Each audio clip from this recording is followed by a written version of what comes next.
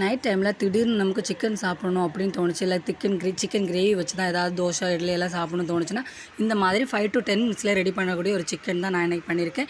வெங்காயம், தக்காளி, அதுக்கப்புறம் இஞ்சி பூண்டு பேஸ்ட்டு, மிளகாத்தூள், மல்லித்தூள், பெப்பர் தூள், மஞ்சத்தூள், 1 ஸ்பூன் சிக்கன் மசாலா, உப்பு போட்டு எல்லாமே கொஞ்சம் எண்ணெய் ஊற்றி நல்லா பிசைஞ்சிடலாம்.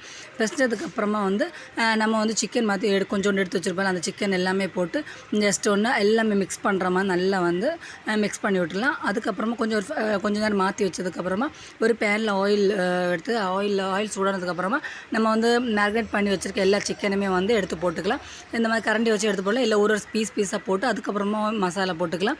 எப்படி போட்டாலும் ஓகே தான். போட்டுட்டு ஜஸ்ட் ஒரு கரண்டி வச்சு கிளறி விட்டுருங்க. அப்படி இப்படி திருப்பி போட்டுருங்க.